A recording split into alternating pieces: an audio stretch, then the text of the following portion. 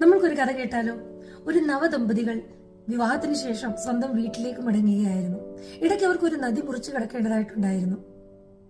അങ്ങനെ അവർ ഒരു ചെറിയ വള്ളത്തിൽ കയറി നദിയിലൂടെ യാത്ര തുടങ്ങി. വള്ളം നദിയുടെ ഇടയ്ക്കെത്തിയപ്പോൾ പെട്ടെന്ന് ഒരു കൊടുങ്കാറ്റടിച്ചു. കൊടുങ്കാറ്റ് വളരെ ഭയാനകരമായിരുന്നു. അതുകൊണ്ട് ആ വള്ളം ഉലയുവാൻ തുടങ്ങി. അവർക്ക് രക്ഷപ്പെടാൻ ഒരു മാർഗവും ഉണ്ടായിരുന്നില്ല. സാഹചര്യം വളരെ മോശമായിക്കൊണ്ടിരുന്നു. ഭർത്താവ് ഒരു യോദ്ധാവായിരുന്നു. ഭാര്യ വളരെയധികം പേടിച്ച് വിറയ്ക്കുവാൻ തുടങ്ങി, അലറിക്കരയുവാൻ തുടങ്ങി. സാഹചര്യങ്ങൾ കണ്ട് അവൾ പതറിപ്പോയി. എന്നിട്ട് അവൾ അവളുടെ ഭർത്താവിന്റെ മുഖത്തേക്ക് നോക്കിയപ്പോൾ ഭർത്താവ് യാതൊരു ചലനവുമില്ലാതെ ഒന്നും സംഭവിക്കാത്ത രീതിയിൽ അവിടെ ഇരിക്കുകയായിരുന്നു. ഇവൾക്കിത് കണ്ടപ്പോൾ വളരെ പരിഭ്രാന്തി തോന്നി. എന്നിട്ട് ഭർത്താവിനോട് ചോദിച്ചു, നിങ്ങളൊരു മനുഷ്യനാണോ, അതോ നിങ്ങളുടെ ഹൃദയം കല്ലുകൊണ്ട് നിർമ്മിച്ചതാണോ? നമ്മളുടെ വിവാഹം കഴിഞ്ഞതേ ഉള്ളൂ. നമ്മൾ അങ്ങേ അറ്റത്ത് എത്തുകയില്ല എന്നറിഞ്ഞിട്ടും ഇത്രയും വലിയ ഭയാനകരമായ കൊടുങ്കാറ്റും ഈ സന്ദർഭവും കണ്ടിട്ടും നിങ്ങൾക്ക് എങ്ങനെ ഇങ്ങനെ ഇരിക്കാൻ സാധിക്കുന്നു? നിങ്ങൾക്ക് ഭയമില്ലേ മനുഷ്യ?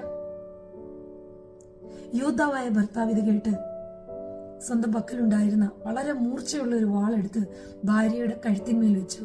എന്നിട്ട് ഭാര്യയോട് ചോദിച്ചു, നിനക്ക് പേടിയുണ്ടോ? ഭാര്യ പുഞ്ചിരിച്ചുകൊണ്ട് പറഞ്ഞു, ഞാൻ എന്തിനു പേടിക്കണം? ഈ വാൾ അങ്ങയുടെ കയ്യിലല്ലേ.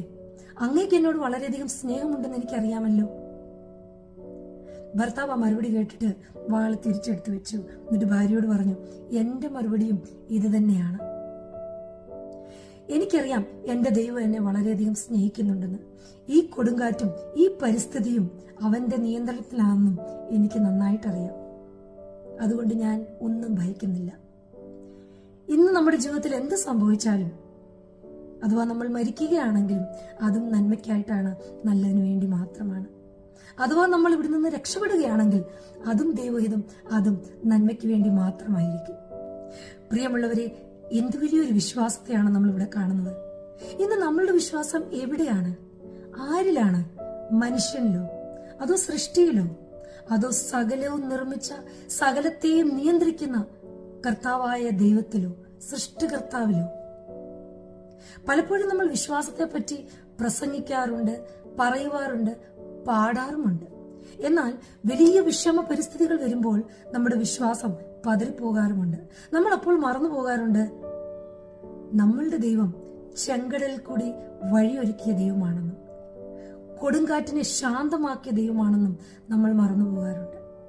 ബൈബിളിൽ റോമർ 8:28 ഇപ്രകാരം പറയുന്നു, എന്നാൽ ദൈവത്തെ സ്നേഹിക്കുന്നവർക്കും നിർണയപ്രകാരം വിളിക്കപ്പെട്ടവർക്കും തന്നെ സകലവും നന്മയ്ക്കായി കൂടി വ്യാപരിക്കുന്നു എന്ന് നാം അറിയുന്നു. പ്രിയമുള്ളവരെ, ഇന്ന് നിങ്ങൾ ഏതൊരു സാഹചര്യത്തിലായിരുന്നാലും, നിങ്ങളുടെ ഈ പരിസ്ഥിതിയിൽ നിങ്ങൾ ഒറ്റയ്ക്കായിരുന്നാലും, ഒരു കാര്യം നിങ്ങൾ മറക്കരുത്, നിങ്ങളെ സ്നേഹിക്കുന്ന, നിങ്ങളുടെ എല്ലാ പരിസ്ഥിതികളും മനസ്സിലാക്കി എല്ലാം നിയന്ത്രിക്കാൻ കഴിവുള്ള ഒരു ദൈവം നിങ്ങളോടൊപ്പം ഉണ്ടെന്ന്. നിങ്ങൾ അവനെ സ്നേഹിക്കുന്നുണ്ടെങ്കിൽ, വിശ്വസിക്കുന്നുണ്ടെങ്കിൽ, നിങ്ങളുടെ ജീവിതത്തിൽ എന്ത് സംഭവിച്ചാലും അത് നിങ്ങളുടെ നന്മയ്ക്ക് വേണ്ടി മാത്രമായിരിക്കും.